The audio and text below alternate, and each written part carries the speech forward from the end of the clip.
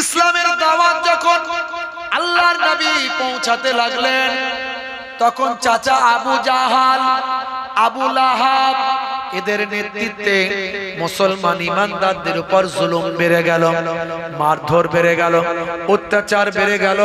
কত মানুষকে শহীদ করে দিল তারা, কত মানুষের উপর নির্মমভাবে অত্যাচার করতে লাগলো। হযরতে বেলালের জীবন জিন্দেগির কথা আপনাদের জানা আছে। উমাইয়ার গোলাম ছিল হযরতে বেলাল।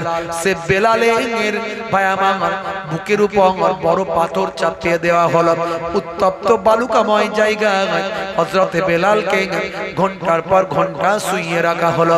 হযরতে বেলাল যত কষ্ট পান তত জবান দিয়ে আহাদ আহাদ আহাদ বলে ইয়া রাসূলুল্লাহ বলে আওয়াজ দেয়। হে তরুণ যুবকেরা, মক্কার কুফারেরা, উমাইয়ার চালা চটপটেরা হযরতে বেলালের এই আওয়াজকে বন্ধ করার জন্য তৎকালীন যুগের গাছের কাঁটা, যেটাকে বলা হয় পেরেক, গাছের কাঁটা, এই কাঁটা দিয়ে হযরতে বেলালের জিহ্বাকে ছিদ্র করে দেয়, যাতে হযরতে বেলাল আহাদ আহাদ বলে আওয়াজ করতে না পারে, ইয়া রাসূলুল্লাহ হাবিবাল্লাহ বলে আওয়াজ না দিতে পারে। হে তরুণ যুবকেরা, হে আমার বন্ধুরা, হযরতে বেলাল কত না কষ্ট পেতে লাগলো। হযরতে বেলালের রূহটা বের হয়ে যাওয়ার মতো উপক্রম হলো। হযরতে বেলাল আল্লাহর দরবারে আওয়াজ দিতে লাগলেন, হে আমার আল্লাহ, হে আমার রব, আমি যদি ইন্তেকাল হয়ে যাই, মারা যাই, তোমার নবীর দিদার পাবো কেমন করে? কেমন করে আমি ইসলামের নির্দেশগুলো মেনে চলবো? তুমি আমার বুকের পাথরকে আসান বানিয়ে দাও। হযরতে বেলালের বুকের পাথরটা আমার আল্লাহ আসান করে দিয়েছিলেন।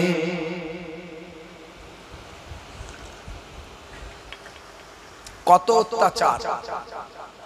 হযরতে আবু বকর সিদ্দিক রাদিয়াল্লাহু তাআলা আনহু হযরতে বেলালের মালিক যে ছিল উমাইয়া, তাকে ন্যায্য মূল্য বেশি দাম দিয়ে, চড়া দাম দিয়ে হযরতে বেলালকে ক্রয় করে নিয়ে হযরতে বেলালকে মুক্ত করে দিয়েছিলেন। জোরে বলুন সুবহানাল্লাহ।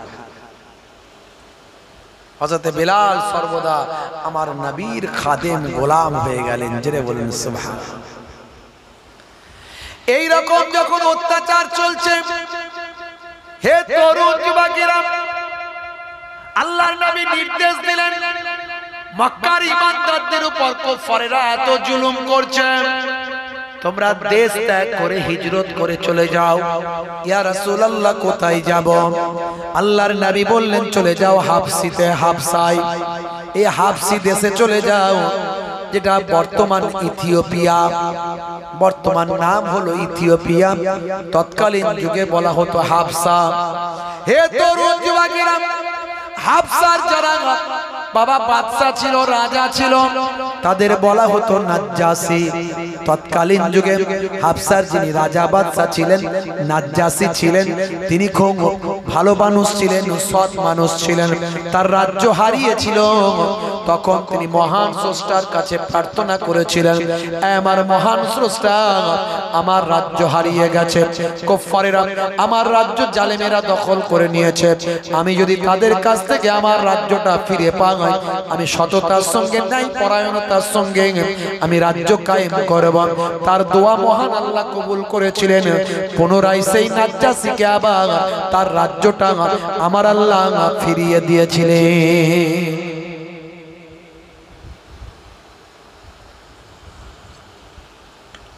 চলে গেলেন আল্লাহর নবী, আল্লাহর নবীর সাহাবায়ে কেরামেরা, বুঝতে পারছেন, চলে গেলেন। বন্ধুরা আমার, তরুণ যুবকেরা আমার, হে আমার মুরব্বিয়ানেরা, হে যুবকেরা, শুনে রেখে দিন বাবা, জেনে রেখে দেন, প্রায় 100-এরও বেশি মানুষ চলে গেলেন হিজরত করে মক্কার কুফফারদের অত্যাচার থেকে বাঁচার জন্য হাবসাতে চলে গেলেন, হাবসি দেশে চলে গেলেন। বাবা, এ তরুণ যুবকেরা, মক্কার কুফফারে কুরাইশরা আবু জাহিল আবু লাহাবের দলেরা পরের দিন যখন জানতে পারলাম, কয়েকদিন পরে যখন জানতে পারলাম, গোপনে মক্কা থেকে 100-এরও বেশি মানুষ যারা সম্ভ্রান্ত ব্যক্তি, যারা অনেক উচ্চ সম্প্রদায়ের ব্যক্তি, যারা সম্পদশালী ব্যক্তি, মক্কার সম্পদশালী ব্যক্তি, মক্কার গর্ব, তারা এই দেশ হিজরত করে তারা হাবশাতে চলে গিয়েছে। হে তরুণ যুবকেরা, মক্কার নেতারা মনে করলো এটা মক্কার জন্য অপমান, তাদেরকে ফিরিয়ে আনতে হবে, তাদেরকে ঘুরিয়ে আনতে হবে। তাই দুইজন নেতা ফিট করলো যে নেতা দুটোকে পাঠালো হাবশাতে। হে তরুণ যুবকেরা, যাও যাও তোমরা হাবশায় গিয়ে আমাদের এই লোকগুলোকে ফিরিয়ে নিয়ে আসো। নাজ্জাশী বাদশার কাছে গিয়ে তাকে বুঝিয়ে আমাদের দলের মানুষগুলোকে ফিরিয়ে নিয়ে আসো। হে তরুণ যুবকেরা, হে আমার মুরব্বিয়ানেরা, তাদের মধ্যে একজন হলো আমর বিন আস, আর একজন হলো অন্য একজন সম্ভ্রান্ত ব্যক্তির সন্তান, যুবক এক ভাই। এইরকম দুইজন কুফারে কুরাইশ, তৎকালীন যুগে তারা ঈমান তখনও আনেননি বাবা। তারা গেলেন হাবশাতে গিয়ে ওই কয়েক 100-এরও অধিক মানুষকে ফিরিয়ে আনার জন্য। আমর বিন আস আর একজন হলেন কুফার এক নেতার সন্তান, দুইজন মিলে চলে গেলেন। ভাইরা আমার, পথে অনেক ঘটনা, সংক্ষেপে বলছি, লম্বা চওড়া নয়। এমন সময় কুরাইশরা জানে হাবশী দেশের মানুষদের মক্কার পশুর চামড়া বড় পছন্দ, কারণ পশুর চামড়াটাও অনেক টেকসই হয়। মক্কার পশুর চামড়া শুষ্ক ওয়েদারে অনেক টেকসই হয় এবং অনেক মূল্যবান এবং দামি। তাই এই দুইজনের সঙ্গে অনেক মূল্যবান পশুর চামড়া তারা পাঠালো। যাও হাবশী দেশে চলে যাও, সেখানকার রাজা বাদশাদের উপঢৌকন দেবে, রাজার যারা মন্ত্রী উজির নাজির তাদেরকে উপঢৌকন দিয়ে হাত করবে। যে কোনো মূল্যে আমাদের সম্মান বজায় রাখতে হবে। ওই 100-এরও অধিক যারা চলে গেছে মুহাজির, তাদেরকে তোমরা ফিরিয়ে নিয়ে আসবে। হে তরুণ যুবকেরা, এই আমর বিন আস এবং মক্কার কুফারে কুরাইশের সন্তান ভাই আমার, তারা অনেক পশুর মূল্যবান চামড়া নিয়ে চলে গেল হাবশী দেশে।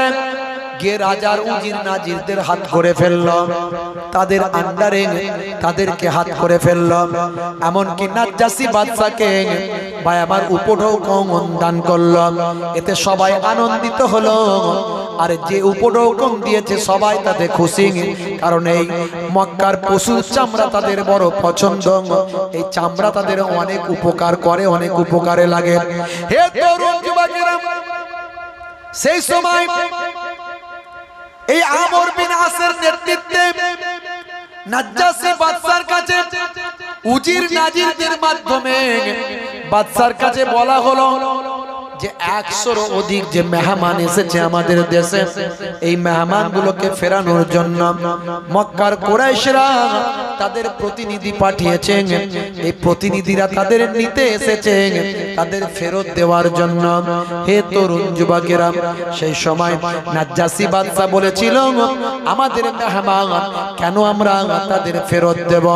সেই সময় এই দুইজন ব্যক্তি বলেছিল তারা হলো অপরাধী, তারা মক্কায় ফিতনা ছড়িয়েছে, তারা নতুন ধর্ম প্রচার করেছে, তারা তাদের নিজস্ব ধর্ম ত্যাগ করেছে। এমনকি আপনি যে ধর্ম পালন করেন বাদশা জাহাপনা, সেই ধর্ম তারা ত্যাগ করেছে। সেই ধর্ম ত্যাগ করে তারা ফিতনা তৈরি করেছে। হে তরুণ যুবকেরা, হে আমার বন্ধুরা, হে আমার মুরব্বিয়ানেরা, শুনে রেখে দিন বাবা, জেনে রেখে দেন। এমন সময় ভাই আমার মুসলমানদের পক্ষ থেকে যে 100-এরও অধিক প্রতিনিধি যারা ছিল, তাদের পক্ষ থেকে হযরতে জাফর বিন আবু তালিব। আবু তালিব আল্লাহর নবীর চাচাতো ভাই হযরতে জাফর রাদিয়াল্লাহু তাআলা আনহুকে প্রতিনিধি নেতৃত্বের দায়িত্ব দেওয়া হলো। সেই সময় হযরতে জাফর রাদিয়াল্লাহু তাআলা আনহু তাদের যুক্তিকে খণ্ডন করলেন, বললেন আমরা যদি মক্কার জমিনে যদি ফিতনা ছড়াই তাহলে আমরা তো হলাম ফিতনাকারী। ফিতনাকারী মানুষ মক্কা ছেড়ে চলে এলেন, মক্কার মানুষের জন্য সেটা তো অনেক ভালো, তাহলে আপনারা কেন আমাদেরকে আবার নিয়ে যাওয়ার জন্য এসেছেন? এইভাবে বিভিন্ন যুক্তি দিয়ে খণ্ডন করতে লাগলেন তাদের কথা। এ তরুণ যুবকেরা সেই সময় নাজ্জাশী বাদশা বলল, আসল ব্যাপারটা আমাকে খুলে বলো,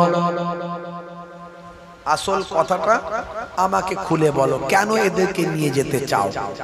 নাজ্জাশী বাদশা তিনি হকপন্থী মানুষ ছিলেন এবং নাসারা ধর্ম মেনে চলতেন। নাসারা ধর্ম মেনে চলতেন, হকপন্থী মানুষ ছিলেন।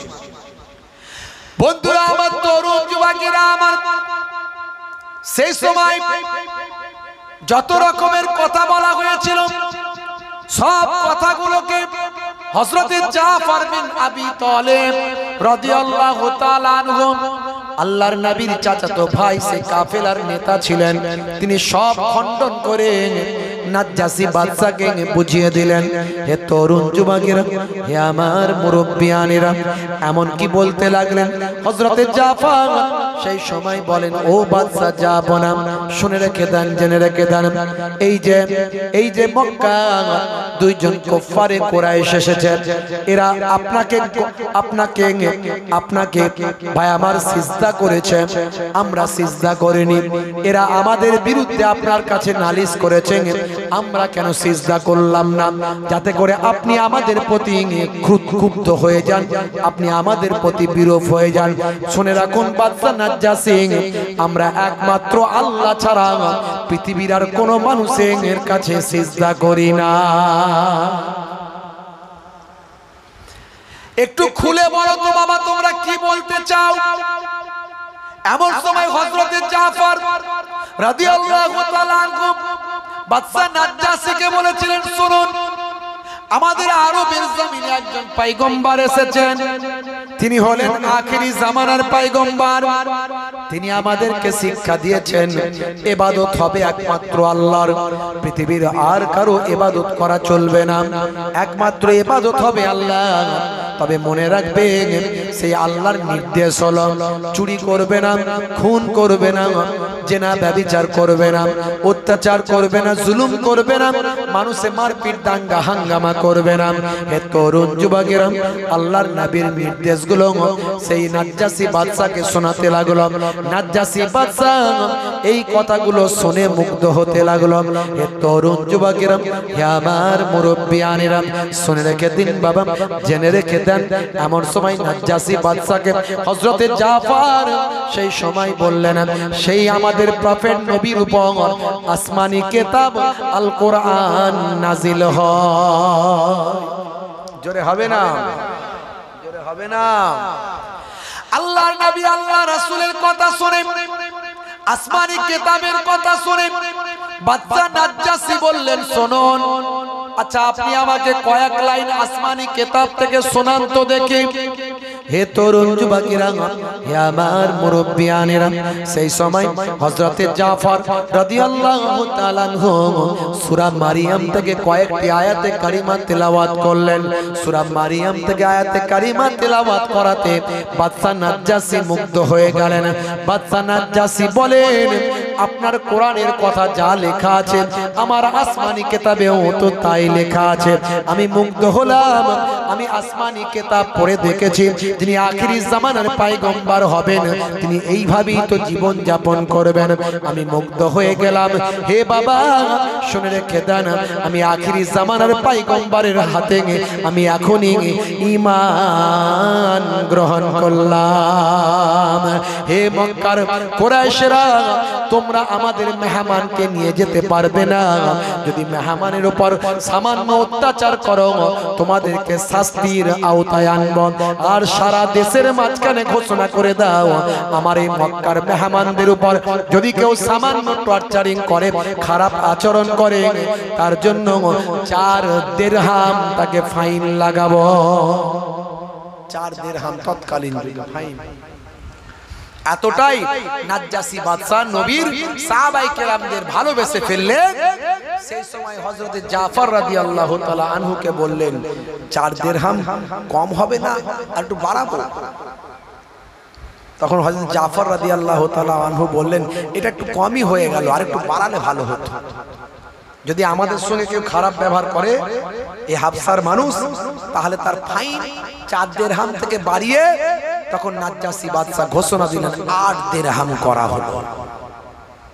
বুঝতে পারছেন বন্ধুরা আমার, তরুণ যুবকেরা আমার, আমি এই বক্তব্যের দ্বারা এটাই বোঝাতে চাইছি, আমার নবীকে তৎকালীন যুগের রাজা বাদশারা পর্যন্ত মেনে নিয়েছে। আমার নবীর আখলাকে তারা মুগ্ধ হয়েছে, আমার নবীর নির্দেশে তারা মুগ্ধ হয়েছে, আমার নবীর চাল চলনে কথাবার্তায় তারা মুগ্ধ হয়েছে। সেই নবী আপনাকে আমাকে শিখিয়েছে হিংসা করো না, সেই নবী আপনাকে আমাকে শিখিয়েছেন মানুষকে হত্যা করো না। একজন মানুষকে হত্যা করা, একটা নিরীহ মানুষকে হত্যা করা মানব জাতি হত্যা করার সমান। আমার আল্লাহ কোরআন মাজিদে অন্য জায়গায় আবার ঘোষণা করলেন, হে দুনিয়ার মানুষ শুনে রেখে দাও, তুমি যদি শ্রেষ্ঠ মানুষে পরিণত হতে চাও, তুমি যদি সত্যি সত্যি আশরাফুল মাখলুকাতে পরিণত হতে চাও, তাহলে তোমাদের কাছে আমি একটা মডেল পাঠিয়েছি। সেই মডেলটার অন্য কিছু নয়, সেই মডেলটা হলো আমার আপনার রাসূল।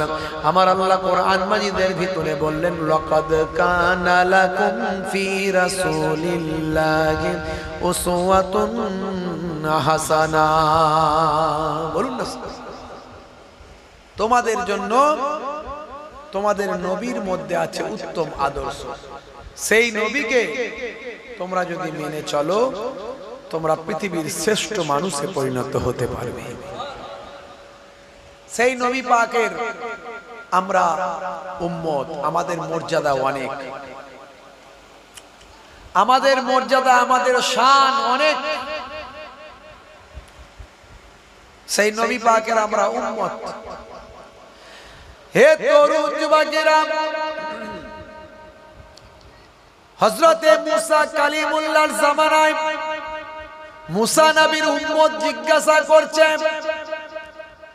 ও আমাদের নবী, আপনি হলেন বনি ইসরাইল যুগের শ্রেষ্ঠ নবী, আপনার জামানার মানুষ অনেক দিন বাঁচে, আপনার পূর্ববর্তী যে সমস্ত নবীরা এসেছেন সেই সমস্ত নবীদের উম্মত যারা, তাদের উম্মতেরা অনেক দিন বাঁচে, কিন্তু আপনি বলছেন আখিরি জামানার পয়গম্বর যিনি আসবেন তার উম্মতেরা বেশি দিন বাঁচবে না। আচ্ছা হুজুর, তার উম্মতরা যদি অল্প দিন বাঁচে, তাহলে কবে বিয়ে শাদী তাদের হবে, আর কবে তাদের সন্তান সন্ততি হবে, আর কবে তারা ইবাদত বন্দেগী করবে? আমাদের ভারতবর্ষে মানুষের গড় বয়স হলো 60 বছর। কত বছর? 60 বছর। আমার গলাটা একটু চেপে আছে, বুঝতে অসুবিধা হচ্ছে না তো? একটু বুঝে নেবেন। আর মাইকটা যদি একটু ভালো সাথ দিত তাহলে অতটা অসুবিধা হতো না। ভাইকে তো দুবার করে বললাম। তো যাই হোক, এইভাবে একটু ম্যানেজ করে নিয়ে চলে যেতে হবে। আপনাদের একটু শুনে নিতে হবে, আমাকে একটু বলতে হবে, বুঝতে পারছেন? তো যাই হোক ভাইরা আমার, তো গড় আয়ু হলো 60 বছর। তার মধ্যে 20 বছর শুধু বুদ্ধি হতে সময় লাগে। কি কথা ঠিক না ভুল বলে? আমাদের বুদ্ধি হতে 20 বছর সময় লাগে। তারপর বিয়ে শাদী, প্রতিষ্ঠিত হওয়া, সংসার ধর্ম করা, এই করতে করতে সংসারে প্রতিষ্ঠিত হওয়া, সন্তানদের মানুষ করা, এই করতে করতে 40 পার। বাকি রইল 20 বছর। এই 20 বছরে কতটুকু ইবাদত হবে? আগের যুগে নবীদের উম্মতেরা বাঁচতে 500 বছর, 700 বছর, 800 বছর। হ্যাঁ, এমনকি এক ব্যক্তির রওয়ায়াত এসেছে, পাওয়া যায়, ভাইরা আমার, ইবনে উলুক, হ্যাঁ, আমি এই নিয়ে বক্তব্য রেখেছি, 3500 বছর বেঁচেছিল। বুঝতে পারছেন? অনেকগুলো নবীদের জামানা পেয়েছিল সে। এই ওয়াজ আমি করে দিয়েছি, ইন্টারনেটে আছে। আমরা এই অল্প দিনের জিন্দেগিতে মুসা কালিমুল্লাহর উম্মতেরা বলছে, আখেরি জামানার পয়গম্বরের উম্মতেরা কি করে ইবাদত বন্দেগী করবে, কখন বিয়ে শাদী করবে, কখন সংসার ধর্ম করবে। হে তরুণ যুবকেরা, হে আমার বন্ধুরা, শুনে রেখে দিন বাবা, জেনে রেখে দেন। হে মুসলমান, একটু লক্ষ্য করুন। এমন সময় দেখতে পাওয়া যায় হযরতে মুসা কালিমুল্লাহ সেই সময় বলেছিলেন, শোনো হে আমার উম্মতেরা, শুনে রেখে দাও, আখিরি জামানার পয়গম্বরের কত সম্মান, কত ইজ্জত। আখিরি জামানার পয়গম্বরকে নবীদের নবী বানানো হয়েছে, নবীদের ইমাম বানানো হয়েছে। শুধু তাই নয়, সেই নবীর উম্মতের কত মর্যাদা। তুমি 700 বছর 800 বছর ধরে যে ইবাদত বন্দেগী করছো, আখিরি জামানার পয়গম্বরকে আমার আল্লাহ তার খাতিরে, তার উম্মতদের আমার আল্লাহ কিছু সাবসিডি দেবেন, কিছু ছাড় দেবেন, কিছু বেনিফিট দেবেন, কিছু বোনাস দেবেন বাবা। তারা এক একটা রাত ইবাদত করবে, আর তোমাদের 1000 রাত ইবাদত করার থেকেও বরং বেশি ইবাদত হয়ে যাবে। আমার আল্লাহ কোরআন মাজিদের ভিতরে বললেন, হে দুনিয়ার মানুষ শুনে রেখে দাও, কোরআন মাজিদে লাইলাতুল কদরের কথা বলা হয়েছে না হয়নি?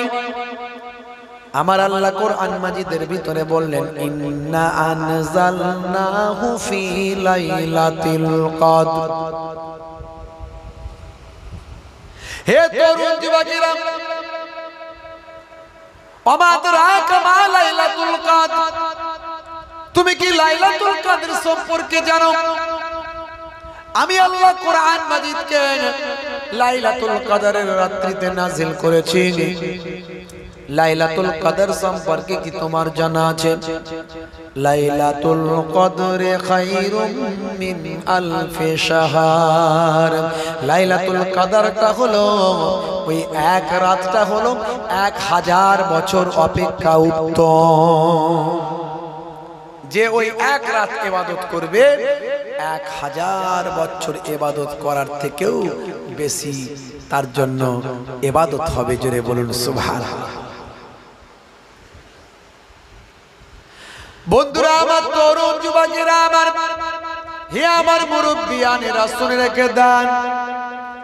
হে মুসলমান, একটু লক্ষ্য করুন বাপ, তাহলে সেই নবীর উম্মত আমরা, সেই নবীর কত সম্মান, সেই নবীর উম্মতের কত সম্মান। আমরা সেই উম্মতে মুহাম্মাদি। হে তরুণ যুবকেরা, আমরা উম্মতে মুহাম্মাদি, নবীর আশিক হতে হবে, নবীর শিষ্য হতে হবে। আজকে বড় দুঃখ লাগে, উম্মতে মুহাম্মাদি অন্যায় কাজে ধাবিত হয়। উম্মতে মুহাম্মাদি আজকে বিভিন্ন অন্যায় লিপ্ত আছে। উম্মতে মুহাম্মাদি আজকে খুন খারাপি, মারপিট, দাঙ্গা হাঙ্গামায় লিপ্ত আছে। হে দুনিয়ার মানুষ, শুনে রেখে দাও, আমার আল্লাহ কোরআন মাজিদের ভিতরে বললেন, বাল তুসিরুনাল হায়াতাদ দুনিয়া ওয়াল আখিরাতু খায়রুম ওয়া আবকা। এই দুনিয়া হলো তোমাদের জন্য ক্ষণস্থায়ী, আর পরকালটা হলো তোমাদের জন্য চিরস্থায়ী। এ দুনিয়া অল্প দিনের, অল্প দিনের জীবন। আজ আছেন কাল থাকবেন কিনা গ্যারান্টি নাই, কিন্তু কবরে চলে গেলে সেখানে আর মৃত্যু হবে না, পরকালে আর মৃত্যু হবে না। তাই আমার আল্লাহ অন্য জায়গায় বললেন কাইফা তাকফুরুন, তোমরা কেমন করে কুফরি করো আমি আল্লাহর সাথে। অকুনতুম আমওয়াতান, তোমরা ছিলে মৃত, ফাআহিয়াকুম, আমি তোমাদের জীবন দিয়েছি, সুম্মা ইউমিতুকুম, আবার তোমাদের মওত দেব, সুম্মা ইউহয়িকুম, আবার তোমাদের জিন্দা জীবিত করব, সুম্মা ইলাইহি তুরজাউন, তোমাদেরকে আমি আল্লাহ আমার কাছে প্রত্যাবর্তন করতে হবে। হে তরুণ যুবকেরা, আল্লাহ বলছেন বান্দারে তোমাদেরকে যখন আমার কাছে ফিরতে হবে তখন তোমাদেরকে আমি আল্লাহ আমার কাছে কৈফিয়ত দিতে হবে। দুনিয়ার জমিনে কতটা ভালো কাজ করেছো আর কতটা তোমরা মন্দ কাজ করেছো, কতটা ভালো কাজ কতটা মন্দ কাজ করেছো আমি আল্লাহর কাছে এসে বলতে হবে, বিচার হবে। হে তরুণ যুবকেরা, হে আমার বন্ধুরা, শুনে রেখে দিন বাবা, জেনে রেখে দেন, সেই নবীকে আপনাকে আমাকে রাহমাতুল লিল আলামিন করে আমাদের কাছে পাঠালেন। আমার আল্লাহ কোরআন মাজিদের ভিতরে বললেন, হে দুনিয়ার মানুষ শোনো, আমি তামাম আলামের জন্য রব, তামাম আলামের জন্য আমি হলাম রব। আলাম হলো এক বছর আর আলামিন হলো বহু বছর। আলাম মানে হলো জগৎ আর আলামিন মানে অনেকগুলো জগৎ, ভালো করে বুঝবেন। আমার আল্লাহ কোরআন মাজিদের ভিতরে বললেন, আলহামদুলিল্লাহি রাব্বিল আলামিন। হে তরুণ যুবকেরা, আল্লাহ বললেন আমি তামাম আলামগুলোর জন্য রব, সমস্ত যত আলাম আছে সবের আমি হলাম রব, আমি হলাম স্রষ্টা। আর আমার নবীর কত সম্মান কত ইজ্জত শোনো, ওয়ামা আরসালনাকা ইল্লা রাহমাতাল লিল আলামিন। আমি যে আলামগুলোর রব, আমার নবী হলেন সেই আলামগুলোর রহমত। জোরে হবে না, আর জোরে হবে না ভাইরা আমার, তরুণ যুবকেরা আমার, মুরব্বিয়ানেরা আমার, সেই নবীকে আমাদের কাছে পাঠালেন রহমত করে। সেই নবীর নির্দেশ যদি আমরা ছেড়ে দিই, মুখে নবী নবী নবী নবী করলে কিছু হবে না, সেই নবীর নির্দেশকে মানতে হবে, সেই নবীর সুন্নতকে ভালোবাসতে হবে, তবেই প্রকৃত নবী পাককে ভালোবাসা হবে। বলুন না সুবহানাল্লাহ। হে তরুণ যুবকেরা, হে আমার বন্ধুরা, শুনে রেখে দিন বাবা, জেনে রেখে দেন, আল্লাহর নবী নিজের জবান দিয়ে জানিয়ে দিয়েছেন বাবা, হে দুনিয়ার মানুষ শোনো, তোমরা বলো নবী ভালোবাসি নবী ভালোবাসি, কে আমাকে ভালোবাসে আমি নিজেই সেটা বলছি। হে দুনিয়ার মানুষ শুনে রেখে দাও, মান হাব্বা সুন্নতি ফাকাদ আহাব্বানি ওয়া মান আহাব্বানি কানা মাই ফিল জান্নাহ। মুখে নবী ভালোবাসি বললে হবে না, কার্যে প্রমাণ করতে হবে। নবী পাককে ভালোবাসলে কার্যে প্রমাণ করতে হবে। হে তরুণ যুবকেরা, হে আমার মুরব্বিয়ানেরা, শুনে রেখে দিন বাবা, জেনে রেখে দেন, যদি নবী পাককে ভালোবাসেন, আল্লাহর নবী বলছেন যে আমার সুন্নতকে ভালোবাসলো, আমার তরিকাকে ভালোবাসলো, আমার নির্দেশকে ভালোবাসলো, সেই তো প্রকৃত আমাকে ভালোবাসলো। আর যে আমাকে প্রকৃত ভালোবাসলো, সে আমার সঙ্গে জান্নাতি হয়ে গেল। যে আমার সুন্নতকে ভালোবাসলো, সে আমি রাসূলকে ভালোবাসলো, আর যে আমি রাসূলকে ভালোবাসলো, সে আমার সঙ্গে জান্নাতি হয়ে গেল। জোরে বলুন সুবহানাল্লাহ, জোরে বলুন ভাইরা আমার। সেই নবী পাককে ভালোবাসা আজকে ওয়াজ, আজকে মাহফিল, এই 12ই রবিউল আউয়াল আমার নবী পৃথিবীর জমিনে এসেছিলেন। জি হ্যাঁ, 12ই রবিউল আউয়াল আমার নবী পাক এসেছিলেন। আমার আল্লাহ খুশি হয়েছিলেন, ফেরেশতারাও খুশি হয়েছিল। জোরে বলুন সুবহানাল্লাহ। জিন জিন্নাতরা খুশি হয়েছিল, পশু পাখিরা খুশি হয়েছিল। আমার আল্লাহ খুশি হয়ে গিয়ে রহমতের দরজার তালা খোলার অর্ডার দিয়েছিলেন। আকাশ থেকে আমার নবী যখন মাতৃগর্ভে, আকাশ থেকে অফুরন্ত পানি নাজিল হয়েছিল। জোরে বলুন সুবহানাল্লাহ। ভাইরা আমার, তরুণ যুবকেরা আমার, হে আমার মুরব্বিয়ানিরা, হে যুবকেরা, আমার আপনার নবী কত কষ্ট করেছেন, কত মেহনত করেছেন। দয়ার নবীকে আমার আল্লাহ পৃথিবীর জমিনে পাঠিয়েছেন আমার আপনার জন্য, হিদায়াতের জন্য, উম্মতে মুহাম্মাদির জন্য, সারা পৃথিবীর বিশ্বের মানুষের জন্য হিদায়াতের জন্য আমার আপনার নবীকে পাঠিয়েছেন। হে তরুণ যুবকেরা, হে আমার বন্ধুরা, শুনে রেখে দিন বাবা, জেনে রেখে দেন মুসলমান, সেই নবী কত মেহনত করেছেন, কষ্ট করেছেন উম্মতকে নাজাত দেওয়ার জন্য। সর্বদা চেষ্টা করেছেন উম্মত কেমন করে জাহান্নামের আগুন থেকে নাজাত পেতে পারে। সারাটা জীবন নবী আমার উম্মতি উম্মতি উম্মতি করেছেন।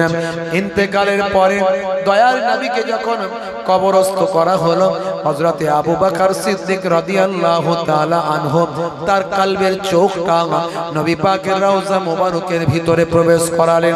হযরতে আবু বকর সিদ্দিক রাদিয়াল্লাহু তাআলা আনহু বলেন, আমি আমার নবী পাককে দেখতে পেলাম রওজার ভিতরেও নবী আমার উম্মতি উম্মতি বলে কাঁদছে। কত ভালোবাসেন উম্মতে মুহাম্মাদি করে। সেই উম্মতে মুহাম্মাদি আজকে বিভিন্ন অন্যায় লিপ্ত, অপরাধে লিপ্ত। নবী পাকের তরিকা, নবী পাকের সুন্নাত থেকে আমরা দূরে। হে তরুণ যুবকেরা, আমার আপনার নবীর কত শান, কত মর্যাদা, কত ইজ্জত।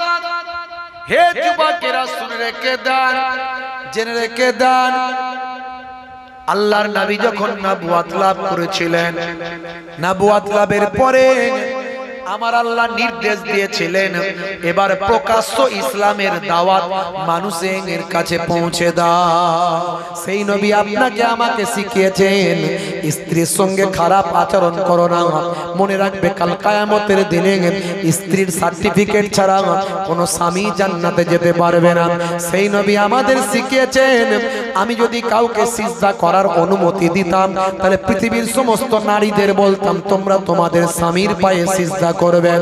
হে তরুণ যুবকেরা, সেই নবী আমাদের শিখিয়েছেন পিতামাতাকে সামান্য যদি দুঃখ দাও তোমার ইবাদত বরবাদ হয়ে যাবে। পিতামাতার পায়ের তলায় সন্তানের জান্নাত, হুমা জান্নাতুকা ওয়া নারুকা। হে দুনিয়ার যুবক, শুনে রেখে দাও, ইজহাব ফাআকরিমহা ফাইনাল জান্নাতা তাহতা রিজলাইহা। যাও তোমার মায়ের সম্মান করো, কারণ তোমার মায়ের পায়ের তলায় তোমার জান্নাত। সেই নবী আপনাকে আমাকে শিখিয়েছেন, সেই নবী আপনাকে আমাকে শিখিয়েছেন মেহমান যদি বাড়িতে আসে, মেহমানকে সামান্য কিছু হলেও না খাইয়ে ছেড়ে দিও না। শুধু তাই নয়, মেহমান যখন আসবে মেহমানের সঙ্গে কেউ না কেউ একজন দুজন মেজবান হয়ে যাবে। দেখবেন কত সুন্দর কথা বলেছেন। যদি তোমার পেট ভরে থাকে, মেহমানের সঙ্গে খাবার যদি ক্ষমতা তোমার না থাকে, তাহলেও আমি নির্দেশ দিচ্ছি মেহমানের সঙ্গে খাবার অভিনয় করবে, কেন তুমি খাচ্ছ। অন্তত হাতটা লাগিয়ে একটু একটু করে নেবে খাবে, যাতে মেহমান বুঝতে পারে মেজবান খাচ্ছে। আর মেজবান যদি খায় মেহমানের খাওয়ার আগ্রহটা ঠিক থাকবে, না হলে মেহমান মেজবান না খাওয়ার কারণে ভুকা অবস্থায় থাকতে পারে, না খেয়ে পরিতৃপ্ত নাও হতে পারে। এ তরুণ যুবকেরা, তোমার মেহমান যেন পরিতৃপ্ত হয় তার জন্য তুমি তার সঙ্গে খাওয়া দাওয়া করো।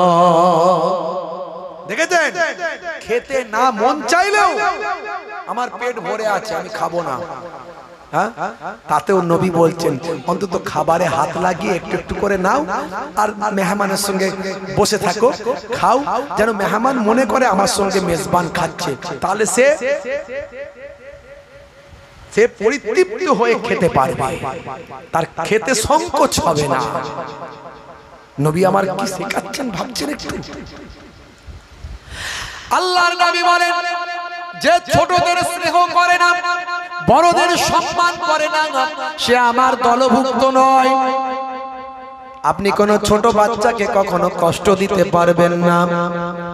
বাচ্চাদের মসজিদে নিয়ে যাবেন, জুম্মার দিনে 5 ওয়াক্ত নামাজে নিয়ে যাবেন, জালসার মজলিসে নিয়ে আসবেন। জালসার মজলিসে এতগুলো মানুষ বসে আছেন, যদি বাচ্চা থাকতো, এতগুলো বাচ্চা থাকতো কম করে, বলবেন রাত হয়ে গেছে, হুজুর ঘুমিয়ে গেছে, ঠিক আছে, কথা ঠিক আছে, মেনে নিচ্ছি। কিন্তু জলসার মজলিসে মানুষ নিয়ে আসতে চায় না, গেলে বাবা চেঁচামেচি হইচই করবে, খামাখাই ডিস্টার্ব করবে, ওর থেকে বাড়িতে থাক। বাড়িতে আছে মানে সে কার্টুন দেখবে, নালে সিরিয়াল দেখবে, নালে ঘুমাবে, নালে অন্য কিছু করবে। যদি জলসার মজলিসে বসতো তারও কিছু জ্ঞান পারত, কথা ঠিক না ভুল বলেন? ছোট্টবেলা থেকে বাচ্চাটাকে দিনের তালিম দেবে, মসজিদে নিয়ে গিয়ে শেষ কাতারে তাদের বসিয়ে দেবে। তারা একটু হইচই চিৎকার করলেও তাদেরকে বোঝাবে, কিন্তু বকা দেওয়া যাবে না। যদি ওই বাচ্চাটাকে তুমি বকে দাও, ওই বাচ্চাটা পরের সপ্তাহে জুম্মার দিনে আর সে মসজিদে আসবে না, সেই টাইমটা খেলাধুলা বা মোবাইল থেকে কাটিয়ে দেবে। ভাই, হে তরুণ যুবকেরা, ওই বাচ্চাটা যদি নামাজি হয়ে যায়, আপনি মারা গেলে ওই বাচ্চা তো আপনার কবরের ধারে জিয়ারত করবে। বাপ মারা গেলে সন্তান তার কবরের ধারে গিয়ে জিয়ারত করবে। আল্লাহর নবী বলেন, এমন সন্তান হলো নেক সন্তান। আও তারাকা ওয়ালাদান ইস্তাগফির লাহু বা'দা মাউতিহি। নেক সন্তানের ওসিলায় আমার আল্লাহ বাপ মায়ের কবরের আযাবকে নাজাত দিয়ে দেয়, গুনাহ মাফ করে দেয় নেক সন্তানের ওসিলায়। তাহলে সেই সন্তান, ছোট বাচ্চা, বাচ্চাদেরকে স্নেহ করতে হবে। যে নবী পাক বললেন, যে ছোটদের স্নেহ করে না, বড়দের সম্মান করে না, সে আমার দলভুক্ত নয়। দেখেছেন আমার নবী কি শেখাচ্ছেন? নবী আমার কি শেখাচ্ছেন? শুধু নামাজ, নবী শুধু নামাজ শিখিয়েছেন তা নয়, শুধু দাড়ি টুপি জুব্বা শিখিয়েছেন নয়। ছোটদের স্নেহ করতে হবে, বড়দের সম্মান করতে হবে, প্রতিবেশীর সেবা করতে হবে। রাস্তা দিয়ে যাচ্ছেন, পেরে কাঁচ ভাঙা পাথর আপনার চোখে পড়েছে, সাইড করে দিতে হবে। মেহমানের সঙ্গে মেজবান হয়ে খেতে হবে, যাতে মেহমান পরিতৃপ্ত হবে, খেতে পারে। পথহারা মানুষকে পথ দেখাতে হবে, এগুলো নবীর শিক্ষা। অসহায় ভুকা ক্ষুধার্ত মানুষকে অন্ন দিতে হবে, নবীর শিক্ষা। শুধু ইবাদত করলে আপনি বেঁচে যাবেন তা নয়, আপনি কিছু নেবেন কিছু ছাড়বেন চলবে না। নবীর পরিপূর্ণ তরিকা সুন্নতকে মানতে হবে। হে তরুণ যুবকেরা, সেই নবীর সম্পর্কে পৃথিবী বিখ্যাত বিখ্যাত অথার পণ্ডিতেরা সেই নবীর জীবন আদর্শ পড়ে মুগ্ধ হয়েছেন, নবী পাকের তরিকা পড়ে মুগ্ধ হয়েছেন। হে যুবকেরা, শুনে রেখে দেন, জেনে রেখে দেন বাবা, বাদশা ঔরঙ্গজেব তিনি 50 বছর রাজত্ব করেছিলেন। 50 বছর রাজত্ব করেছিলেন। তার ব্যাপারে কিছু কথা বলা হয়, তার ব্যাপারে কিছু নিন্দা মন্দ করা হয়। হে তরুণ যুবকেরা, হে আমার মুরব্বিয়ানেরা, শুনে রেখে দিন বাবা, জেনে রেখে দেন। বাদশা ঔরঙ্গজেবের সময় ভারতবর্ষের অর্থনৈতিক পরিকাঠামো ভাই আমার স্বর্ণযুগে পরিণত হয়েছিল। অর্থনৈতিক পরিকাঠামো সর্বোচ্চ জায়গায় পৌঁছেছিল এবং রাজ্য বিস্তার ভাই আমার সারা দেশের ভিতর তিনি রাজত্ব কায়েম করেছিলেন। হে তরুণ যুবকেরা, ন্যায় পরায়ণতা তার সময় সবচেয়ে বেশি হয়েছিল। তিনি মানুষকে মুগ্ধ করেছিলেন, মানুষকে সেই সময় অন্যায় অত্যাচার অবিচার পাপাচার বন্ধ করেছিলেন। হে তরুণ যুবকেরা, হে আমার মুরব্বিয়ানেরা, বাদশা ঔরঙ্গজেব সম্পর্কে বলা হয় তিনি নাকি অনেক মন্দির ভেঙেছিলেন, অনেক নাকি মন্দির ভেঙেছিলেন। সত্যিকারের ইতিহাস যদি আপনি সার্চ করে দেখেন, বাদশা ঔরঙ্গজেবের সময় 50,000 মন্দির ছিল, তার মধ্যে 12টা মন্দির তিনি ভেঙেছিলেন। শুধু মন্দির ভাঙেননি, মসজিদও ভেঙেছিলেন। মসজিদও ভেঙেছিলেন, যে মসজিদগুলো মসজিদের জেরার, যে মসজিদগুলোকে রাজনৈতিক ভাবে কাজে লাগানো হতো, মসজিদ আর ইবাদতের জায়গা ছিল না। এমনকি মহরমের তাজিয়া বন্ধ করে দিয়েছিলেন মহারাষ্ট্রে। মহরমের তাজিয়ায় 100 জন মানুষ মারা গিয়েছিলেন, তারপর থেকে তাজিয়া বন্ধ। বাদশা ঔরঙ্গজেব যে কাজগুলো করেছিলেন মানুষের উপকারের জন্য করেছিলেন, রাজনৈতিক কারণে করেছিলেন, দেশের জন্য করেছিলেন। তিনি শুধু মন্দির ভেঙেছিলেন নয়, মন্দির তৈরিও করে দিয়েছিলেন। বালাজি মন্দির মহন্ত পালঙ্ক দাস তার হাতে অর্থ দিয়ে বালাজি মন্দির তৈরি করিয়েছিলেন, যাতে করে তাদের ধর্মের মানুষরা সঠিক পথ পাওয়ার জন্য বা ধর্মীয় উপাসনা করার জন্য তারা সেই বালাজি মন্দিরে যেতে পারে। হে তরুণ যুবকেরা, একজন রাজা হিসাবে সর্বধর্মের মানুষের উপর যে গুরু দায়িত্ব আছে, সেই দায়িত্ব তিনি পালন করেছিলেন, রাজধর্ম পালন করেছিলেন। শুধু তাই নয়, হে তরুণ যুবকেরা, হে আমার মুরব্বিয়ানেরা, শুনে রেখে দিন বাবা, জেনে রেখে দিন, সেই সময় তিনি ন্যায় বিচার প্রতিষ্ঠা কায়েম করেছিলেন। বন্ধুরা আমার, তরুণ যুবকেরা আমার, বাদশা ঔরঙ্গজেব এমন একজন সৎ মানুষ ছিলেন যিনি মাথার টুপি তৈরি করতেন, কেতাব লিখতেন, কেতাব লিখে সেই কেতাব মার্কেটে বিক্রি করাতেন। মাথার টুপি হাতে করে তৈরি করে মার্কেটে বিক্রি করিয়ে সেই টাকা দিয়ে জীবন যাপন করছেন। রাজকোষের অর্থ তিনি তার জীবনে, নিজের জীবনে কখনো ভক্ষণ করেননি। হে তরুণ যুবকেরা, হে আমার বন্ধুরা, হে আমার মুরব্বিয়ানেরা, শুনে রেখে দেন, বাদশা আকবর, বাদশা ঔরঙ্গজেব, বাদশা শাহজাহান, তাদের আমলে অমুসলিমরা 22% মানুষ সরকারিভাবে চাকরি করত, অমুসলিম 22% চাকরি করত।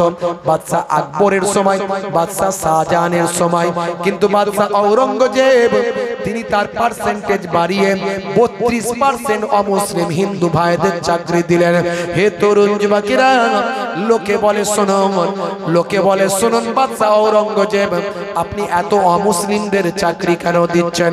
সেই সময় তিনি বলেছিলেন, আমি কোন জাত ধর্ম দেখে চাকরি দিই না, আমি কাজ দেখে চাকরি দিই।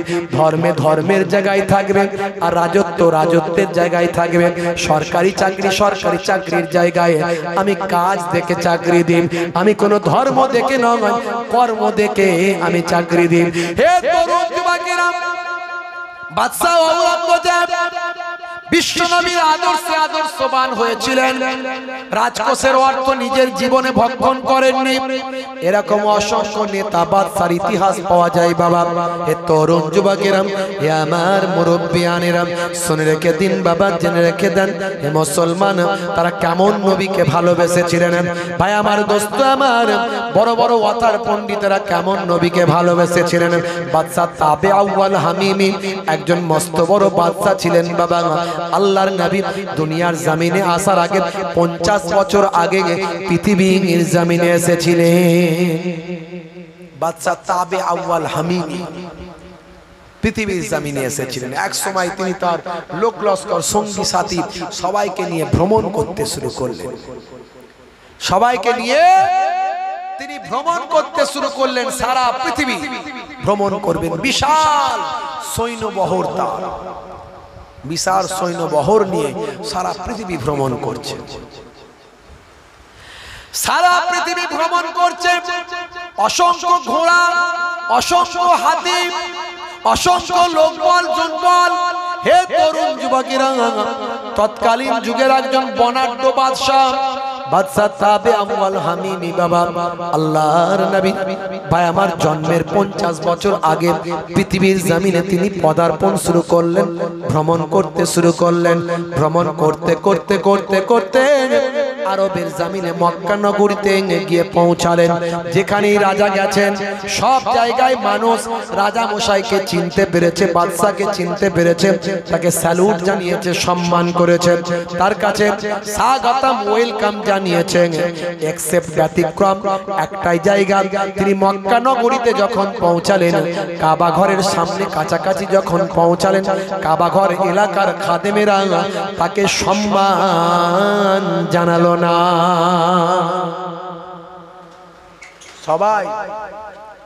সবাই বাদশাকে সম্মান করেছে।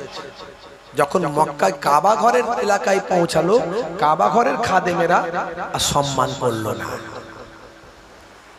হে তরুণ যুবকেরা, বাদশা কাবা ঘরের খাদেমদের ডাকলেন, হে খাদেমেরা শোনো, তোমরা কি আমাকে চিনতে পারো না?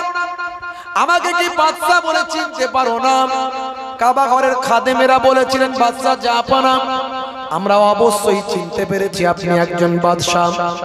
আপনার ঘোড়া, আপনার হাতি, আপনার লোকবল, আপনার জনবল, আপনার সমস্ত এই বনাঢ্য বিরাট বহরা দেখে আমরা নিশ্চয়ই চিনতে পেরেছি আপনি একজন বাদশা। তাহলে তোমরা আমাকে কেন সম্মান জানালে না? হে তরুণ যুবকেরা, হে আমার মুরব্বিয়ানেরা, শুনে রেখে দিন বাবা, জেনে রেখে দেন। এমন সময় বাদশা তাবে আমওয়াল হামিরিকে সেই সময় বলেছিলেন ওই কাবা ঘরের খাদেমেরা, হে বাদশা তাবে আমওয়াল হামিমি, শুনে রাখুন, এই কাবা ঘরের আমরা খাদেম, আমরা পৃথিবীতে সবচেয়ে বেশি কাবা ঘরকে সম্মান করি, কাবা ঘরের থেকে আর কাউকে বেশি সম্মান করি না। আমরা সবচেয়ে বেশি কাবা ঘরকে সম্মান করি, কাবা ঘরের থেকে বেশি আর কাউকে সম্মান করি না। তখন বাদশা তাবে আউয়াল হামিমি তিনি বললেন, তাহলে এই কাবা ঘরের জন্যই আমার এত অসম্মান? এই কাবা ঘরের জন্যই তাহলে সম্মান পাইনি? ঠিক আছে, আমি এই কাবা ঘর ভেঙে দেব, আমি এই কাবা ঘর ভেঙে দেব, রাখবো না। আব্রাহা বাদশাও বলেছিল, আপনারা জানেন, আমার আল্লাহ সূরা ফিল নাজিল করেছিলেন না করেননি? হ্যাঁ, আমার নবীকে জানিয়ে দিয়েছিলেন, আলাম তারা কাইফা ফাআলা রাব্বুকা বিআসহাবিল ফিল আলাম ইয়াজআল কাইদাহুম ফি তাদলিল ওয়া আরসালা আলাইহিম তায়রান আবাবিল তারমিহিম বিহিজারাতিন মিন সিজ্জিল ফাজআলাহুম কাআসফিম মাআকুল। সূরা ফিল আমার আল্লাহ নাজিল করে নবীকে বলে দিয়েছেন 50 দিন আগের ঘটনা। আব্রাহা বাদশা কাবা ঘর ভাঙতে এসেছিল নবী পাকের জন্মের 50 দিন আগে। আমার আল্লাহ কুদরতি ঝাঁকে ঝাঁকে পাখি পাঠিয়ে তাদেরকে সব ধ্বংস করে দিয়েছিলেন। তারা চর্বিত ঘাসের ন্যায় হয়ে গিয়েছিল, সব শেষ হয়ে গিয়েছিল। আরাফাতের ময়দান যেতে মাঝখানে একটা বিরান ভূমি আছে, যেখানে কোনো কিছু হয় না, ফাঁকা পড়ে আছে। আপনি গাইডারদের জিজ্ঞাসা করবেন, ওই জায়গাটাতে এই আব্রাহা বাদশার উপর পাখির ওই যে পাখি ঝাঁকে ঝাঁকে এসেছিল, তারা পাথর নিক্ষেপ করেছে। ওই জায়গাটা আজও সেই রকম বিরান ধ্বংস স্তূপে পরিণত হয়ে আছে। আমার আল্লাহ নিশানা রেখে দিয়েছেন যাতে পৃথিবীর মানুষ কাবা ধ্বংসকারী ওই জালেম আব্রাহার অ্যাড্রেসটা, জায়গাটা জানতে পারে। আল্লাহর পৃথিবীর মানুষ এই আব্রাহা বাদশাকে জেনে বুঝে নিজেদের জীবনে শিক্ষা গ্রহণ করতে পারে। হে তরুণ যুবকেরা, এটা হলো তাবিআ ওয়াল হামিমি। আল্লাহর নবীর জন্মের 50 বছর আগের কথা বলছি। আব্রাহা বাদশা হলো 50 দিন আগের কথা। আল্লাহর নবীর জন্মের 50 দিন আগে আব্রাহা বাদশাকে আল্লাহ ধ্বংস করেছিলেন। আর আল্লাহর নবী পৃথিবীর জমিনে আগমন করার 50 বছর আগে তাবিআ ওয়াল হামিমি কাবা ঘরের সামনে এসেছিলেন। কাবা ঘর এলাকার মানুষেরা, খাদেমেরা বাদশাকে সম্মান না করার কারণে তিনি বললেন, আমি কাবা ঘর ভেঙে ফেলব। যখনই বলেছে আমার আল্লাহ নারাজ, ওই বাদশার মুখ থেকে হদহদ করে রক্ত বের হতে শুরু করলো। হদহদ করে রক্ত বের হতে শুরু করলো। 36 ইঞ্চি ছাতি 16 ইঞ্চি হয়ে গেল। বুঝতে পারছেন? হে তরুণ যুবকেরা, যত কবিরাজ হাকিম যা আছে সব লাগানো হলো, কোনোভাবেই মুখ থেকে রক্ত ওঠা তার বন্ধ হলো না। বন্ধুরা আমার, তরুণ যুবকেরা আমার, বাদশার আলেম ওলামাদের প্রতি বিশ্বাস কম, ডাক্তারদের প্রতি, হাকিম কবিরাজদের প্রতি বিশ্বাস বেশি। যখন সব কবিরাজ ফেল, সব হাকিম ফেল, তখন এবার বলছে বাবা আলেম ওলামাদের ডাকো, তাওরাত ইনজিলের পণ্ডিতদের ডাকো।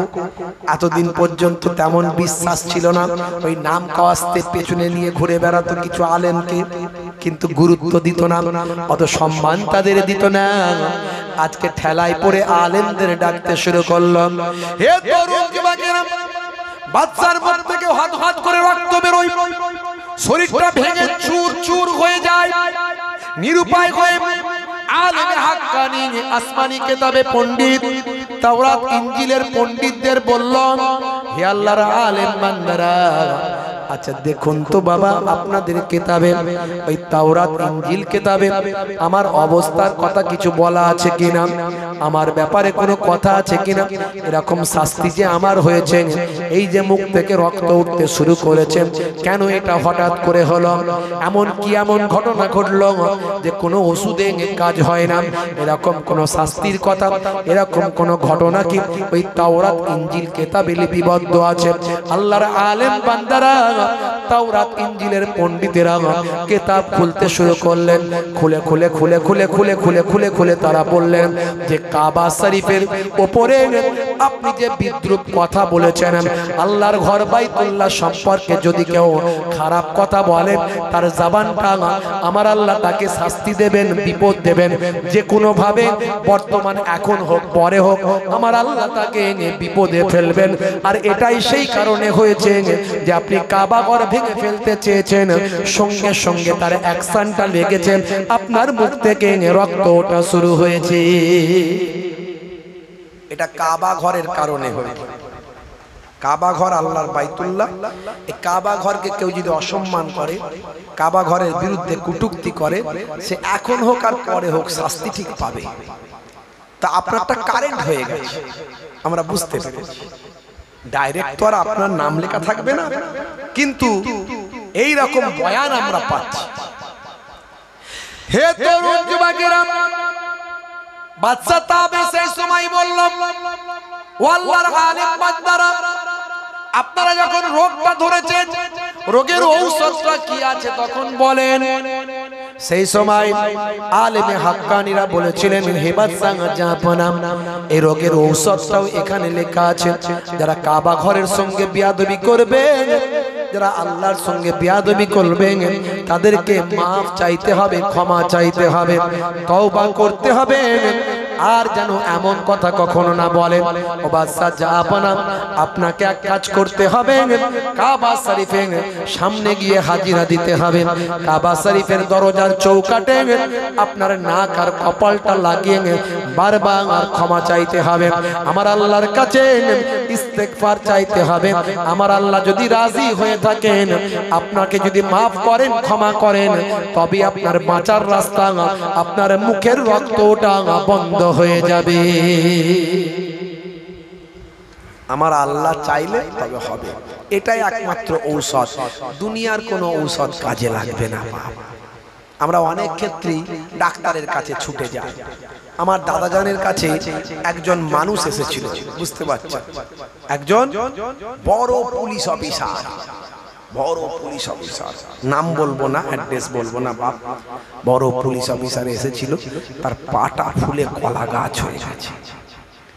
কত ডাক্তার কত কি করেছে, কোনো কাজ হয়নি, কোনো কিছুতে কাজ হয়নি। কার কাছ থেকে শুনে তখন এসেছি, হুজুর কেবলা শুনি বললেন, বাবা না হক করে কাউকে লাথি মেরেছো?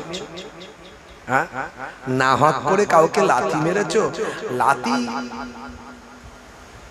যাকে তাকে মারছো কোনো অসুবিধা নেই, কিন্তু যদি অরিজিনাল কোনো লোককে মেরে ফেলেছে তো বিপদ আছে। হ্যাঁ, অরিজিনাল কোন আল্লাহওয়ালা মানুষ, খাঁটি সোনা, খাঁটি সোনাই যদি আঘাত করে ফেলেছো তো বিপদ আছে।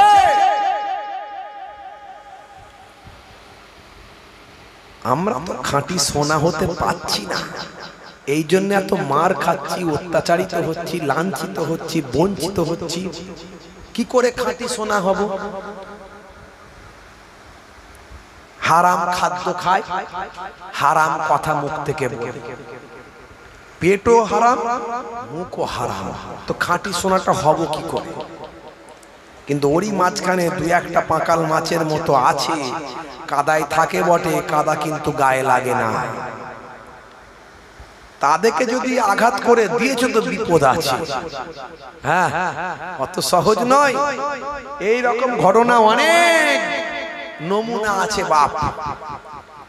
তো হুজুর বললেন, বাবা একটু খেয়াল করো তো, কাকে অন্যায় ভাবে লাথি মেরেছো, কোন সেই রকম ব্যক্তিকে। হ্যাঁ, যাও, তোমার কোন দোয়া তাবিজে কাজ হবে না, কোন ঔষধেও কাজ হবে না। কাজ একমাত্র তাকে খুঁজে তার কাছে ক্ষমা চাইতে হবে। সে যদি মাফ করে তবে আল্লাহ ভালো করবে। এটা দুনিয়াবি অসুখ নয়, আল্লাহ প্রদত্ত আসমানি অসুখ। বুঝতে পারছেন? কোথায় ভেলো টেলো সব ঘুরে ফেলে, কাজ আর হয় না। হ্যাঁ, আসল রোগ তো কেউ ধরতে পারে না। রোগের আসল ডাক্তার যদি হয় ধরে ফেলবে। আসল রোগের ডাক্তার হতে হবে, তবে ধরবে, না ধরতে পারবে না। হে তরুণ যুবকেরা, হে আমার বন্ধুরা, শুনে রেখে দিন বাবা, জেনে রেখে দেন, এমন সময় বাদশাকে তখন ভাই আমার আলেমে হাক্কানিরা বললেন, কষ্ট হচ্ছে আপনাদের, একটু হ্যাঁ হো দেন, কষ্ট হচ্ছে, শেষ করে দেবো, শেষ করে দেবো, রাত অনেক হয়েছে। কি গো, বলবো না শেষ করবো? আচ্ছা, কারা কারা চান না হাত তুলে দেখান। আমি বলেছি কারা কারা চান না হাত তুলে দেখান। আপনারা দ্বিতীয়বারে বুঝতে পেরেছেন, প্রথমবারে মনে হয় বুঝতে পারেন।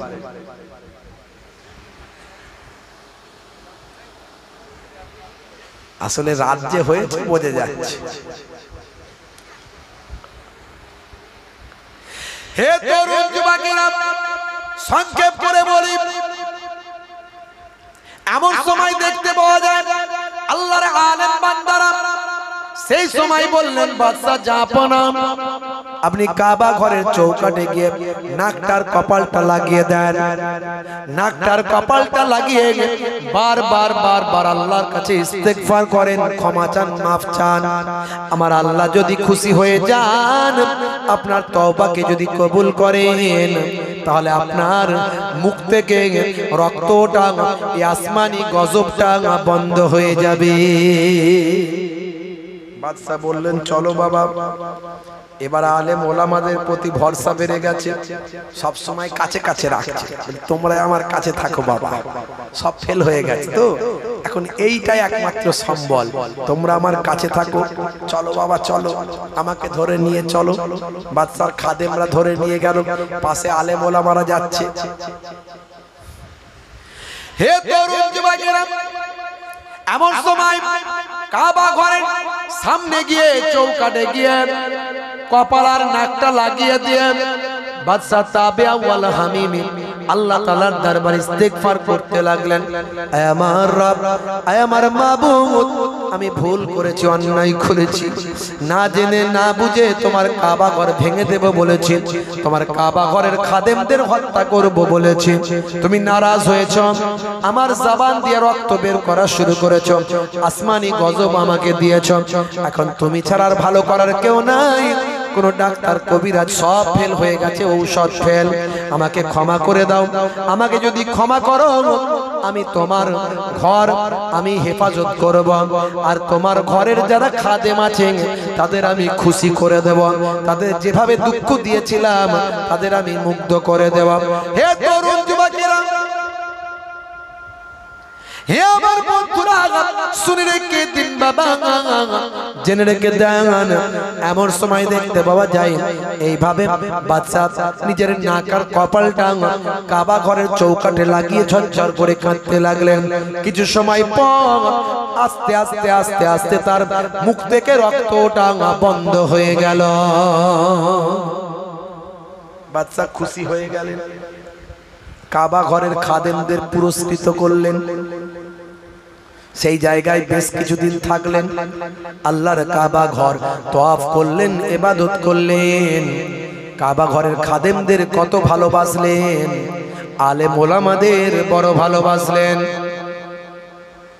হে তরুণ যুবকেরা, সেই জায়গা ছেড়ে এবার বাদশা যাচ্ছেন অন্যদিকে, প্রায় কম বেশি প্রায় 500 কিলোমিটার যাবার পরে একটা শহর পড়লো বাবা, সেই শহরটা বেশ শান্ত শহর, সেই শহরটা বেশ মনোরম শহর, সেই শহরে গেলে যেন প্রাণটা ঠান্ডা হয়ে যায়।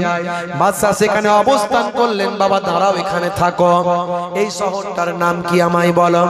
হে তরুণ যুবকেরা, লোকে বলল এই শহরটার নাম হলো ইয়াসরা। দেখো তো বাবা, বাদশা আলেম ওলামারা আসমানি কিতাবে কিছু আছে নাকি? আসমানি কিতাব খুলে সার্চ করলো আলেম ওলামারা, তাওরাতের পণ্ডিত, ইনজিলের পণ্ডিত আলেমরা আসমানি কিতাব খুলে সার্চ করে বলল, ও বাদশা যা আপনা শুনে রেখে দেন, এই শহরটার নাম হলো ইয়াসরাব, কিন্তু এই শহরটার নাম ইয়াসরাব থাকবে না। এই শহরে আখিরি জামানার পয়গম্বর, জগতের শেষ নবী, নবীদের নবী, নবীউল আম্বিয়া, যে নবীকে সৃষ্টি না করলে কিছুই হতো না, যে নবী হবেন সমস্ত পয়গম্বরদের ইমাম, পয়গম্বরদের নেতা, সেই নবী এক সময় মক্কা ছেড়ে হিজরত করেন এই ইয়াসরাবের জমিনে কদম রাখবেন। সেই নবীর পবিত্র কদম পেয়ে এই ইয়াসরাব শহরটা বদলে গিয়ে হবে মদিনাতুল মুনাওয়ারা। জোরে হবে না? জোরে হবে না? বাদশা তাবে আউয়াল হামিমি বললে সেই সময়, হে আলেম ওলামারা, কি কথা আমাকে শোনালেন, সেই নবীর সম্পর্কে একটু খুলে বলো, সেই নবী কেমন হবেন। এমন সময় আলেম ওলামারা আসমানি কিতাব তাওরাত ইনজিল থেকে রেফারেন্স দিয়ে পড়তে লাগলেন। আহারে, হে তরুণ যুবকেরা, আলেম ওলামারা বলতে লাগলেন তাওরাত নাজিল হয়েছে হযরতে মুসা নবীর উপর। সেই মুসা নবীর তাওরাত খুলে পাওয়া যায় মুসা নবীর নাম গোটা তাওরাতের ভিতরে আছে মাত্র 4 জায়গায়। আর আখেরি জামানার পয়গম্বর, জগতের শেষ নবীকে আল্লাহ এত ভালোবাসেন যে তাওরাতের ভিতরে মুসা নবীর নাম 4 জায়গায়, আর আখেরি জামানার পয়গম্বরের নাম হলো 400 জায়গা। সেই নবী হবেন দয়ার নবী, রাহমাতুল লিল আলামিন হবেন, সেই নবী হবেন কুল কায়নাতের নবী। সেই নবীর তুলনা পৃথিবীর জমিনে হয়নি আর হবে না। হে তরুণ যুবকেরা, সেই নবীর কথাবার্তা শুনতে লাগলেন, যত শুনেন তত মুগ্ধ হয়ে যান বাদশা, চোখ ভরা পানি, বুক ভরা বেদনা। আহারে, সেই নবীর চেহারাকে আমি দেখতে পাবো, সেই নবীর সময়কে আমি দেখতে পাবো। আহারে, সেই নবীর সময় যদি আমি পাই, তাহলে তার হাতে হাত দিয়ে তার কালেমা পড়ে তার শিষ্যত্ব আমি গ্রহণ করব। আর যদি আমি না পাই তাহলে আমার পক্ষ থেকে একটা বার্তা তার কাছে আমি পাঠিয়ে দেব। সেই তৎকালীন যুগে ইয়াসরাবের নেতা তাকে ডাক দিয়ে বললেন, হে বাবা ইয়াসরাবের লিডার, ইয়াসরাবের নেতা কে আছো বাবা, আমার কাছে এসো, আমি তোমাকে একটা চিঠি লিখে দিতে চাই। একটা চিঠি দেব,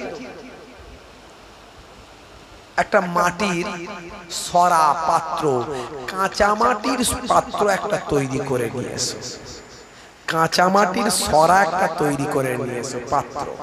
সে কাঁচা মাটির পাত্রতে তিনি চিঠি লিখলেন।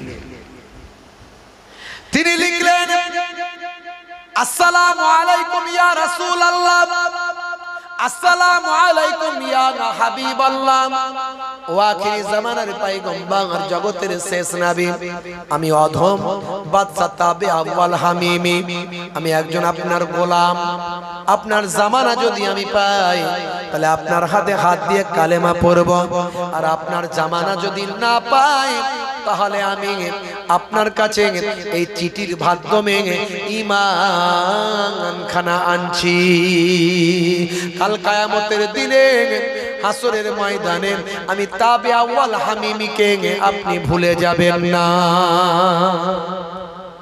এটা লিখে দিয়ে বললেন, এটা পুড়িয়ে নাও, এই কাঁচা মাটির চিঠিটাকে পুড়িয়ে নাও, পুড়িয়ে তুমি হলে নেতা, তোমার আন্ডারে রাখো, তোমার পরে যে নেতা হবে তার কাছে যেন আমার চিঠিটা চলে যায়। তাকেও বলে দিও এই চিঠি যেন আখিরি জামানার নবী পর্যন্ত পৌঁছায়। যতদিন না আখিরি জামানার নবী আসে ততদিন আফটার জেনারেশন, নেতার পর নেতা, তারপর নেতা, হ্যান্ড ওভার হয়ে হয়ে হয়ে হয়ে যেন আমার চিঠিটা আখিরি জামানার পয়গম্বর পর্যন্ত যায়। জোরে হবে না? জোরে হবে না? কেমন নবীর আশিক একটু দেখুন তো, নবী না দেখে কেমন নবীর আশিক। আমরাও তো নবী দেখিনি, কতটা আশিক হতে পেরেছি বুকে হাত দিয়ে চিন্তা করুন। হে তরুণ যুবকেরা, হে আমার বন্ধুরা, শুনে রেখে দিন বাবা, জেনে রেখে দেন। এমন সময় দেখতে বাবা যান, তিনি সেই জায়গা থেকে বিদায় নিলেন। আল্লাহর নবী যখন, হে তরুণ যুবকেরা, 622 খ্রিস্টাব্দে মক্কা ছেড়ে যখন মদিনায় হিজরত করলেন, মদিনায় গিয়ে দয়ার নবী আমার সবচেয়ে আগে নেতার কাছে আওয়াজ দিয়ে বললেন, হে মদিনার নেতা, কে আছো বাবা? আমার কাছে আমার ভাই বাদশা তাবে আউয়াল হামিমির চিঠিখানা এনে দাও। আমার নবীকে আমার আল্লাহ আগে জানিয়েছে। জোরে হবে না? জোরে হবে না? আর জোরে হবে না? বন্ধুরা আমার, তরুণ যুবকেরা আমার, আমার নবীর কি শান, কি ইজ্জত আমার আল্লাহ দিয়েছেন, কি মর্যাদা আমার আল্লাহ দিয়েছেন। মুসলমান ভাইরা আমার, সেই নবী যদি আপনি পেয়ে যান আপনার আর কিচ্ছু লাগবে না। সেই নবী যদি আপনি পেয়ে যান আর কিচ্ছু লাগবে না। হে রাসূল তোমায় ভালোবাসি, অন্তরে শুধু মুখে না, জান্নাতের আশায় নয় হে রাসূল, জাহান্নাম কেউ ডরি না। জান্নাতের আশায় নয় হে রাসূল, জাহান্নাম কেউ ডরি না। তোমার পাওয়া আশায় মন ছুটে যায় মদিনায়, তোমার পাওয়ার আশায় মন ছুটে যায় মদিনায়। এ আশিকে দিদার দাও না,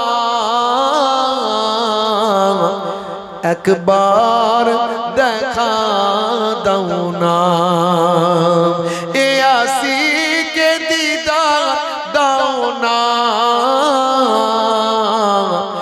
আর দূরে থাকিও না। হে রাসূল তোমায় ভালোবাসি, অন্তরে শুধু মুখে না। জান্নাতের আশায় নয় হে রাসূল, জাহান্নাম কেউ ডরি না। আমার নবীকে যদি পান, জান্নাত জাহান্নাম আপনার কিছু লাগবে? কিছু লাগবে না। নবী পেয়েছেন, সব পেয়ে গেছেন, আবার কি লাগবে? কিচ্ছু লাগবে না। তোমার ওই নাম শুনিলাম, এই চোখে দেখলাম না। তোমার ওই নাম শুনিলাম, ওই চোখে দেখলাম না। এই সুর যদি শুনে থাকো, একবার দেখা দাও না। এই সুর যদি শুনে থাকো, একবার দেখা দাও না। হে রাসূল তোমায় ভালোবাসি, অন্তরে শুধু মুখে না। জান্নাতের আশায় নয় হে রাসূল, জাহান্নাম কেউ ডরি না। কত আশিক যায় মদিনায়, তবরাও যায় আতহার।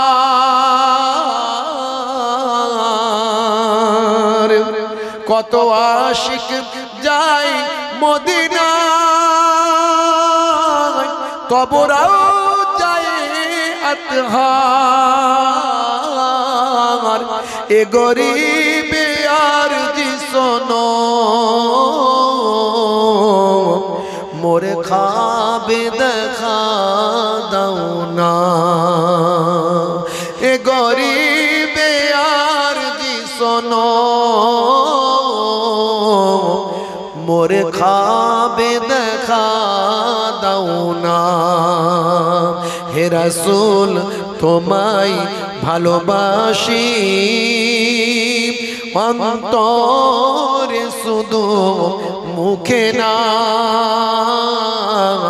জান্নাতের আশায় নয় হে রাসূল, জাহান্নাম কেউ ডরি না।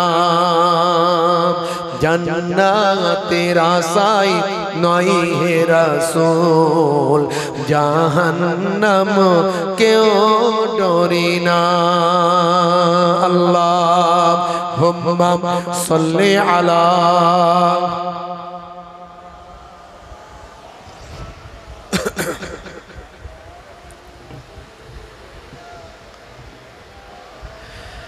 সেই নবীর আশিক হয়ে যান বাপ, তবে সেই নবীর আশিক হলে নামাজ ছাড়তে পারবেন না, নামাজ বাদ দিয়ে হতে পারবেন না। প্রত্যেকে নামাজি হয়ে যান, তবেই তো প্রকৃত নবীর আশিক হতে পারবে। আমার নবী নামাজের জন্য কত কষ্ট করেছে। হে যুবকেরা, মুরব্বিয়ানেরা, আর কেন বাপ? এ দুনিয়া ক্ষণস্থায়ী, পরকাল চিরস্থায়ী। কত মানুষের মৃত্যু তুমি তোমার চোখের সামনে দেখেছো, কত মানুষের জানাজায় অংশগ্রহণ করেছো, কত মানুষকে কবরস্থ করেছো, কত মানুষকে কাফন পরতে দেখেছো। কেন? আর কেন আল্লাহর নির্দেশ, নবীর নির্দেশ ছেড়ে আছো? ফিরে আসো আল্লাহর পথে। আজ পবিত্র রজনীতে ওয়াদা করো যে আজ থেকে আমি আর নামাজ ছাড়বো না। আল্লাহর ইবাদতের মধ্যে সবচেয়ে বড় ইবাদত নামাজ, সেই নামাজি হয়ে যাও। আর নবী পাকের সুন্নতগুলোর মধ্যে সবচেয়ে বড় সুন্নত হলো মুখের দাড়ি। বড় দাড়ি রাখতে যদি লজ্জা পায় ছোট হলেও রাখো, তবে নবীর সুন্নত মনে করে রাখো। এখন তো দাড়ি ফ্যাশন, নেতারাও দাড়ি রাখছে, মন্ত্রীরাও দাড়ি রাখছে, নায়ক গায়ক খেলোয়াড় প্লেয়াররা দাড়ি রাখছে, বিরাট কোহলি, হরভজন সিং, লিওনেল মেসিরা দাড়ি রাখছে। তবে তোমার দাড়ি দেখতে ছোট হতে পারে, কিন্তু নবীর সুন্নত মনে করে যদি তুমি রাখো, আজ ইমানি শক্তি একদিন যখন বেড়ে যাবে, তখন মুহিবুল্লাহ হুসাইনের থেকেও বড় দাড়ি হবে। আর ততদিন পর্যন্ত নবীর সুন্নত মনে করে যদি দাড়িটা রাখো, এই অবস্থায় যদি তুমি মারা যাও, কবরে দেওয়ার পরে মুনকার নাকির ফেরেশতা যখন বলবে মান রব্বুকা, দেখতে পাবে তোমার মুখে নবীর সুন্নত বলে দাড়িটা রাখা, হতে পারে ওই দাড়িটাই হবে নাজাতের জারিয়া। জোরে হবে না? আল্লাহ রাব্বুল আলামিন আমাদের নামাজি সুন্নত ওয়ালা বানিয়ে দেন, বলুন আল্লাহুম্মা আমিন। নবী পাকের জীবন জিন্দেগি নিয়ে একটু আলোচনা করলাম, অনেক আলোচনা, কত আলোচনা করব বুঝতে পারছেন বাবা মার, কত আলোচনা করব। আল্লাহ রাব্বুল আলামিন যেটুকু বলালেন একটু বললাম। নবীর আশিক, নবীর প্রেমিক হতে হবে। নবীকে কেমন ভালোবেসেছেন রাজা বাদশাহ। এর আগে আমি নায়ক গায়ক খেলোয়াড় প্লেয়ার ভাই আমার কত মানুষের, কত সেলিব্রিটিদের উদাহরণ দিয়েছি, আজকে কয়েকটা বাদশার উদাহরণ দিলাম।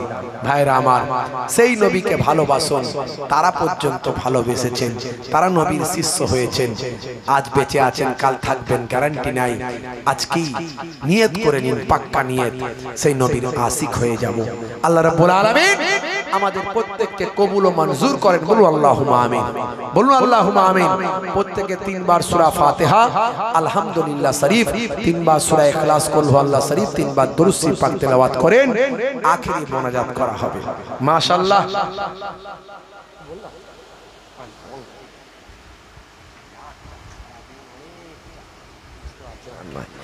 ভাইরা আমার, ভাইরা আমার, মাশাআল্লাহ, আপনাদের জলসা কমিটি যারা আছেন প্রত্যেককে আমি আন্তরিক সালাম, শুভেচ্ছা, ভালোবাসা জ্ঞাপন করি। মাশাআল্লাহ, খুব সুন্দরভাবে আপনারা, মানুষ অল্প হলেও একেবারে ধীর স্থির ভাবে সারাক্ষণ বসেছিলেন আপনারা, বড় ভালো লেগেছে। এই নাজমুস মোল্লা ভাই বারবার আমার সঙ্গে যোগাযোগ করেছে।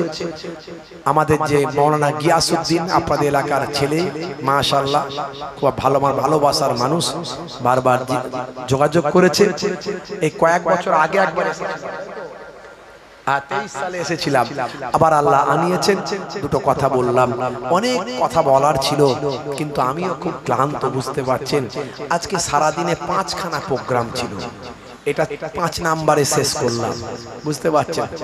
তার মধ্যে 2টো হলো বিনা পয়সা, আর বাকিগুলো যেমন যে নজরানা দেয়, বুঝতে পারছেন। ও নিয়ে তো বাড়াবাড়ি করি না আমি, আপনারা জানেন। তো 2টো বিনা পয়সার ছিল। বাবা, সব জায়গায় তো যেতে হবে, আল্লাহর দরবারে কৈফিয়ত দিতে হবে, বিনা পয়সার বলে যাব না, সেখানেও গিয়ে হাজিরা দিয়ে এসেছি। তো সারাদিনে 5খানা প্রোগ্রাম, বুঝতে পারছেন। আপনারা হিসাব করে নেবেন, হুজুরের মনে হয় 5 কুড়ি 100 1 লাখ আজকে ইনকাম হয়ে গেল। না বাবা, সেই হুজুর নয় আমি, বুঝতে পারছেন ভাইরা আমার। মানুষ তো অনেক চালাক, আর আমাদেরকেও তাদের চালাকির উপরে চালাকি করে বলে দিতে হয় ক্লিয়ার, না হলে আবার অন্য চিন্তা ভাবনা চলে আসবে। আল্লাহ রাব্বুল আলামিন আমাদের গোনা থেকে বাঁচান, ভুল ধারণা থেকে বাঁচান, বুঝতে পারছেন। অনেক সময় ধারণা আমাদের গুনাহগার বানিয়ে দেয়। হ্যাঁ ভাইরা আমার, তো ক্লিয়ার ওই জন্য বলতে হলো, যদি ওগুলো বলা উচিত নয়, যে দুটো বিনা পয়সার আর 3টে নজরানা যা যেমন দেবে, এটা বলার উচিত নয়, কিন্তু বলতে হলো, কারণ আমি কথাটা যেহেতু বলে ফেললাম, সেহেতু মানুষ হিসাব করে ফেলবে, সঙ্গে সঙ্গে অঙ্ক কষে ফেলবে, বুঝতে পারছেন। তো যাই হোক, ওই জন্য ক্লিয়ার করতে হলো। আল্লাহ রাব্বুল আলামিন আমাদের কবুল করেন। যুবকেরা, ছেলেরা, যারা এখানকার বাচ্চা কাচ্চারা আছে, এই ফ্রি ফায়ার, পাবজি এগুলো খেলবেন না, এগুলো খেলবে না, এগুলো হারাম।